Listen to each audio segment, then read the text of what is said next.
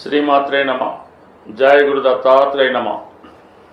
ఈ వీడియోలో మనం జాతకులకి గృహయోగం ఎప్పుడు ఏర్పడుతుంది, అసలు వారి యొక్క జన్మజాతకంలో సొంత గృహయోగం ఉన్నదా లేదా అన్నది ఏ విధంగా తెలుసుకోవాల్సి ఉంటుంది, అలాగే గోచారంలో గ్రహాలు మారినప్పుడు ఏ గ్రహాలు అనుకూలంగా వచ్చినప్పుడు ఏ ఏ రాశుల వారికి సొంత గృహయోగం ఏర్పడుతుంది అన్న విషయాన్ని మనం ఈ వీడియోలో పరిశీలించే ప్రయత్నం చేద్దాం. ముందుగా జాతకుడికి సొంత గృహయోగం ఉందా లేదా తెలుసుకోవాలంటే చతుర్థ భావంపై మనం దృష్టి పెట్టవలసి ఉంటుంది.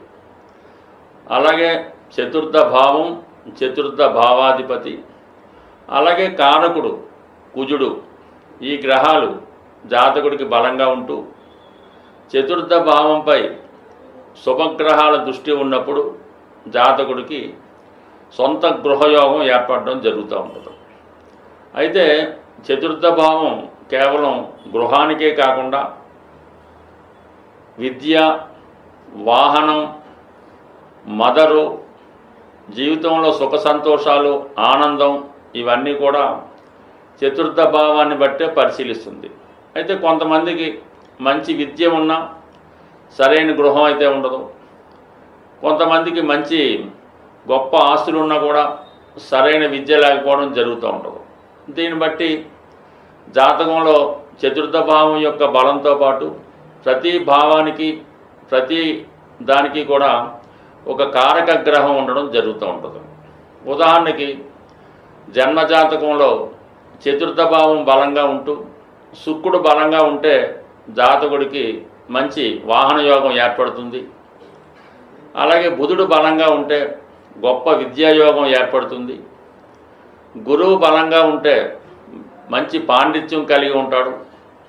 అలాగే కుజుడు బలంగా ఉంటే స్థిరాస్తులు, భూమి, పొలాలు ఇవన్నీ కూడా కలిసి రావడం జరుగుతూ ఉంటుంది.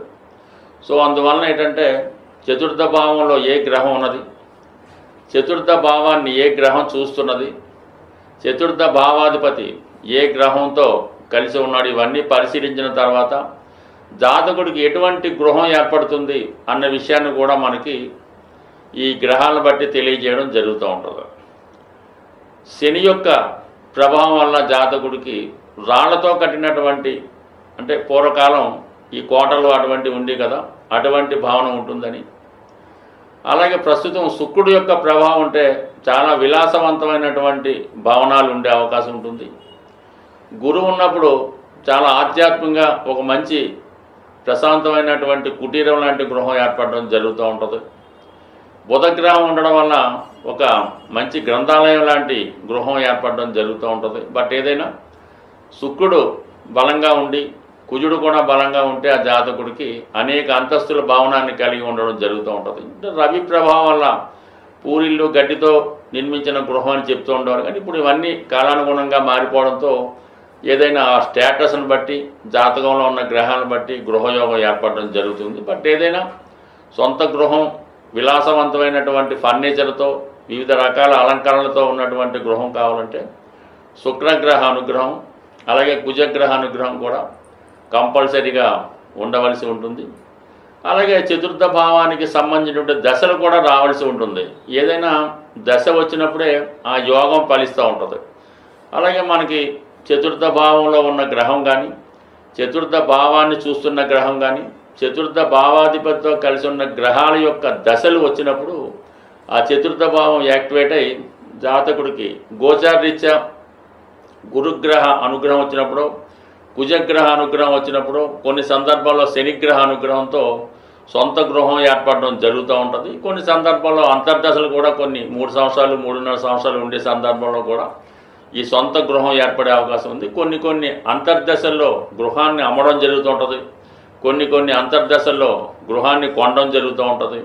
కొన్ని దశల్లో గృహం మారడం, అలాగే గృహం స్వదేశంలోనా, విదేశంలోనా, గ్రామంలోనా, పట్టణంలో ఉన్నది కూడా జాతకంలో ఉన్నటువంటి గ్రహాల స్థితిని బట్టి ఆధారపడి ఉంటుంది. మనం ఇప్పుడు ఏ రాశుల వారికి ఎప్పుడు గృహయోగం ఏర్పడుతుంది, ఆ రాశులలో ఏ గ్రహాలు బలంగా ఉన్నప్పుడు ఎటువంటి గృహయోగం ఏర్పడుతున్న విషయాన్ని వివరంగా ప్రతి రాశికి తెలుసుకునే ప్రయత్నం చేద్దాం. ఈ వీడియోలో మనం వృషభ రాశి వారికి సొంత గృహయోగం ఏ విధంగా ఉంటుంది అని పరిశీలించినప్పుడు మరి వృషభ రాశి వారికి చతుర్థ భావం సింహరాశి.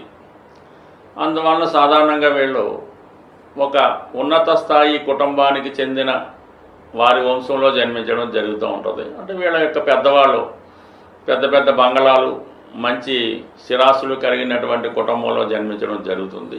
అంటే వీరు పుట్టినప్పటికీ చాలా వరకు కనీసం కొద్దిపాటి ఆస్తి సొంత గృహం ఉన్న కుటుంబంలో జన్మించడం జరుగుతూ ఉంటుంది.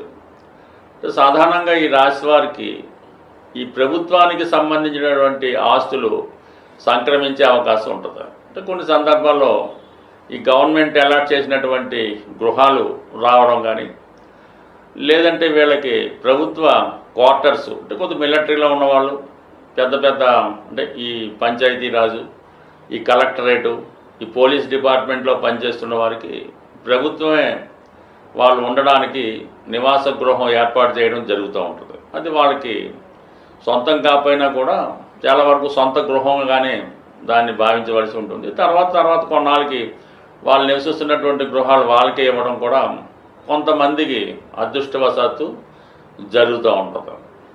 మరి కొంతమందికి ఏంటంటే వాళ్ళు బాగా దేంట్లో ప్రతిభ చూపించడం వల్ల, ఏ మిలిటరీలో ఉండడం వల్ల గవర్నమెంట్ వాళ్ళకి సొంత గృహాన్ని ఏర్పాటు చేయడం అవి జరుగుతూ ఉంటాయి. సాధారణంగా ఎక్కువ మంది ఈ పొలిటీషియన్స్గా ఉంటూ ఈ ఎమ్మెల్యేలు అలాగా రాజకీయ రంగంలో ఉన్న వాళ్ళు కూడా ఈ రాశిలో ఉంటుంటారు. అంటే ఇది 4వ స్థానం సింహరాశి అవ్వటం వల్ల, సింహరాశికి అధిపతి రవి అవటం, వీళ్ళు ప్రభుత్వానికి సంబంధించినటువంటి ఆస్తులు ఎక్కువగా అనుభవించడం జరుగుతూ ఉంటుంది. తద్వారా ప్రభుత్వ భూములై రావడం కూడా జరుగుతూ ఉంటుంది. ఈ విధంగా వీళ్ళకి ప్రభుత్వం ద్వారా సొంత గృహం ఏర్పడే అవకాశం ఉంది. కొంతమందికి తండ్రి గారి ద్వారా కూడా సొంత ఆస్తి వచ్చే అవకాశం ఉంది. ఎందుకంటే మరి 4వ స్థానానికి అధిపతి రవి పితృకారకుడు కాబట్టి తండ్రి గారి ద్వారా గృహం రావచ్చు. మరి చతుర్థ భావం మదరకు సంబంధించింది కాబట్టి తల్లి గారి ద్వారా కూడా ఆస్తి వచ్చే అవకాశం ఉంటుంది. అలాగే మరి ఎక్కువగా వీళ్ళకి గ్రామీణ ప్రాంతాల్లో కాకుండా బాగా పెద్ద పెద్ద జిల్లా head quarters, state head quarters అటువంటి స్థాయిలోనే బాగా రద్దీగా ఉన్నటువంటి ప్రాంతాల్లో, బాగా బిజీ సెంటర్లో, ప్రభుత్వ కార్యాలయాల దగ్గరగా ఉన్నటువంటి గృహాల్లో వీళ్ళు నివసించడం జరుగుతూ ఉంటుంది.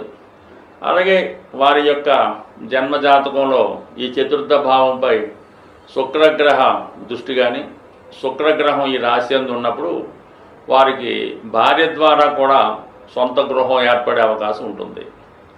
అలాగే వీళ్ళు పెద్దవాళ్ళ ద్వారా కాకపోయినా వీరి యొక్క సంతానం ద్వారా కూడా, అంటే ఈ మధ్యకాలంలో వీరి పిల్లలు బాగా సంపాదించడం వల్ల తల్లిదండ్రులకి సొంత గృహాన్ని ఏర్పరచడం ద్వారా, అంటే మొత్తం మీద తండ్రి గారి ద్వారా కానీ, భార్య ద్వారా కానీ, పిల్లల ద్వారా కానీ ఆస్తి వచ్చే అవకాశం ఉంది. మరి కొంతమందికి ప్రభుత్వం కూడా గృహాన్ని అలాట్ చేసే విధంగా వచ్చే అవకాశం ఉంది. సో అదే వీళ్ళ యొక్క 4వ స్థానాన్ని శనిగ్రహం వీక్షిస్తున్నప్పుడు ఒక కొద్దిపాటి చిన్న గృహం ఒక మారుమూల ప్రాంతాల్లో కానీ, సిటీ అవుట్కట్స్లో కానీ వచ్చే అవకాశం ఉంటుంది. ఈ బుధగ్రహం వీక్షిస్తున్నప్పుడు సాధారణంగా పంట పొలాలకు దగ్గరలో, వ్యవసాయ క్షేత్రంలో, ఫామ్ హౌస్ లాంటివి వచ్చే అవకాశం ఉంటుంది. గురువు వీక్షించినప్పుడు చాలా వరకు దేవాలయాల దగ్గర, ఏదన్నా పుణ్యక్షేత్రంలో కానీ సొంత గృహం ఏర్పడే అవకాశాలు చాలా బలంగా ఈ రాశి వారికి ఉండడం జరుగుతూ ఉంటుంది. అయితే రాహు ఉన్నప్పుడు వీళ్ళకి సంబంధం లేని ఆస్తి కూడా వచ్చే అవకాశం ఉంది. అంటే వీళ్ళకి ఏదో సంబంధం లేని వాళ్ళు ఎవరో ఆస్తి రాయడం వల్ల, ఏదో కొన్ని తరాలుగా ఎవరో అనిపిస్తూ వీళ్ళకి వారసత్వంగా సడన్గా ఆస్తి రావడం వల్ల వచ్చే అవకాశం ఉన్నది. రాహు యొక్క ప్రభావం వల్ల సడన్గా ఊహించని విధంగా కొన్ని కోట్ల ఆస్తి లాంటిది సంక్రమిస్తూ ఉంటుంది. అదే కేతుగ్రహ ప్రభావం వల్ల ఏదైనా దేవస్థానానికి సంబంధించినటువంటి ఆస్తులు కానీ, దేవస్థానానికి సంబంధించిన గృహం కానీ ఈ విధంగా వచ్చే అవకాశం ఉంది. కొంతమంది మరి సొంత గృహంలాగే ఈ టెంపుల్స్కి సంబంధించినటువంటి వాళ్ళు వీళ్ళకి గృహాలు ఇవ్వడం కానీ, లేదంటే ఏదన్నా ఒక ఓల్డేజ్ హోమ్ లాంటిదో సొంతంగా వీళ్ళ జీవితాంతం ఉండే విధంగా ఏదైనా ఆశ్రమంలోనో ఒక పుట్టపర్తి లాంటి పుణ్యక్షేత్రంలోనో సొంత గృహం అలాట్ చేయడం జరుగుతూ ఉంటుంది. అంటే వీళ్ళు ఉన్నంతకాలం వీళ్ళదే అవుతుంది, దాని తర్వాత మళ్ళీ అది వేరే వారికి ఇవ్వడం జరుగుతూ ఉంటుంది. ఈ విధంగా కేతువు వాళ్ళది కాని ఆస్తి వాళ్ళదిగా అనుభవించడం జరుగుతూ ఉంటుంది. బట్ ఏదైనా ఈ వృషభ రాశి వారికి జన్మతానే గృహయోగం ఏర్పడే అవకాశం ఉంటుంది. సొంత గృహం ఏర్పడాలంటే మరి పరిహారం అన్నది ప్రతిదానికి కూడా పరిహారం అన్నది మన శాస్త్రాల్లో చెప్పడం జరుగుతుంది. అయితే మన జన్మ జాతకరీత్యా చతుర్థ భావానికి సంబంధించినటువంటి పరిహారం అన్నది జనరల్గా దశ అంతర్దశలో అది పక్కన పెడితే కామన్గా అందరికీ ఉపయోగపడే పరిహారం ఇది కుజుడు సంబంధించింది కాబట్టి, భూమి కుజుడు కాబట్టి సుబ్రహ్మణ్య స్వామి అంటే కుజుని యొక్క అధిదేవతగా సుబ్రహ్మణ్య స్వామి క్షేత్రాలు ప్రతి రాష్ట్రంలో ప్రతి జిల్లాలో కూడా సుబ్రహ్మణ్య క్షేత్రాలు ఉండడం జరుగుతుంది. సో అందువలన మంగళవారం కూడా కుజుడికి సంబంధించిన రోజు. అంటే ఏదన్నా మన భూములు సంబంధించిన వ్యవహారాలు సెటిల్ అవ్వాలన్నా, రుణాలు తీరాలన్నా దొరకాలన్నా, అన్నదమ్ములతో విభేదాలు, భార్యాభర్తలతో చికాకులు, ఇవన్నీ కూడా మంగళవారం రోజు ప్రారంభించడం వల్ల కుజుని యొక్క అనుగ్రహం కూడా తోడవుతుంది. సుబ్రహ్మణ్య స్వామి యొక్క సంకల్పం, మన యొక్క సంకల్పం కూడా తొందరగా నెరవేరాలంటే మంగళవారం రోజు మీరు ఒక 6 మంగళవారాలు ఎన్నుకొని మీ ప్రాంతంలో సమీప ప్రాంతంలో ఉన్నటువంటి సుబ్రహ్మణ్య స్వామి క్షేత్రాలు 6 సెలెక్ట్ చేసుకోవడం, ప్రతి మంగళవారం ఒక క్షేత్రాన్ని దర్శించడం, అక్కడ ఉన్నటువంటి సుబ్రహ్మణ్య స్వామి ఉంటారు, అలాగే జంట నాగులు ఇవన్నీ కూడా ఉంటాయి. అక్కడ ఉన్నటువంటి ప్రతి దేవతని ప్రతి దేవుణ్ణి కూడా ఆరాధించి కేవలం బెల్లం పానకంతో చెరుకు రసం, బెల్లం పానకం, తేనె లేదంటే బియ్యం పిండి కలిపిన వాటరు, పసుపు నీళ్ళు అంటే ఇన్నప్పుడు కూడా బెల్లం పానకంతో స్వామికి అభిషేకం చేయడం వల్ల ఆ మంగళవారం రోజు మీరు చాలా నియమంగా ఉండవలసి ఉంటుంది. అలాగే వీలైతే ఆ రోజు గోవుకి ప్రదక్షిణ చేస్తూ గోవుకి కూడా కొంత బెల్లాన్ని తినిపించవలసి ఉంటుంది. ఈ విధంగా 6 సుబ్రహ్మణ్య క్షేత్రాలు దర్శించవలసి ఉంటుంది. అంటే పెద్దవే అక్కర్లేదు, మీ ప్రాంతంలో ఉన్నవి బాగా ఫేమస్ అయినవి 6 క్షేత్రాలు దర్శించడం వల్ల, 6 క్షేత్రాల్లో కూడా విధి విధానంగా పూజ చేయడం వల్ల ఫైనల్గా మీ సమీపంలో ఉన్నటువంటి మోపిదేవి అవ్వచ్చు, ఈ బెక్కవాళ్ళు అవ్వచ్చు, స్కందగిరి అవ్వచ్చు, పళని అవ్వచ్చు, అంటే మీ ప్రాంతంలో ఏదైతే ఫేమస్ ఉంటుందో ఆ సుబ్రహ్మణ్య క్షేత్రంలో మీరు విధి విధానంగా స్వామిని అభిషేకించడమో పూజ చేయడమో అర్చించడం వల్ల మీ యొక్క సంకల్పం తొందరగా నెరవేరే అవకాశం ఉంటుంది. సో ఇవన్నీ వీలు కాని వాళ్ళు మరి ఒక 41 రోజులు మీ యొక్క క్షేమతారలో ప్రారంభించి ప్రతి ఒక్క రోజు నిర్దిష్టమైన సమయంలో హనుమాన్ చాలీసా పారాయణ చేయడం వల్ల కంపల్సరీగా మీకు ఈ 41వ రోజులో నాటికే ఏదో ఒక శుభవార్త మీరు సొంత గృహ సంబంధించిన విషయంలో నెరవేరే అవకాశం ఉంది.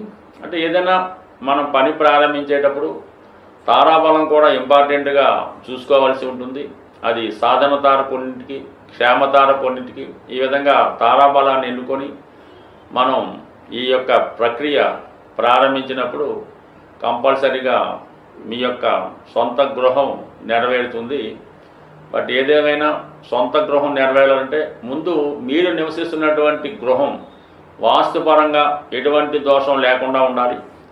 మీరు అద్దెకున్న ఎవరింట్లో ఉన్నా దాన్నే సొంత గృహంగా భావించి ఆ గృహాన్ని పరిశుభ్రంగా ఉంచడం, పాత వస్తువులు లేకుండా, బూజులు పట్టకుండా, చెదలు పట్టకుండా, ఇరిగిపోయినవి లేకుండా చక్కగా నీట్గా ఉంచడం వల్ల అది మీకు ఇమీడియట్గా ఒక కొత్త సొంత గృహాన్ని ఏర్పాటు చేయడం జరుగుతూ ఉంటుంది. అంటే మనం చూడగానే ఒక ఇంటి చూసినప్పుడు ఇది మీకు అద్దెల్లో ఉన్నారో సొంత ఇల్లో ఉన్నారో అర్థమైపోతూ ఉంటుంది. అందువల్ల మీరు అద్దెంట్లో ఉన్నా సొంత ఇల్లులాగా దాన్ని పవిత్రంగా చూస్తే మీకు ఆ అమ్మవారి కృపతో సొంత గృహం ఏర్పడే అవకాశం ఉంటుంది. స్వస్తి.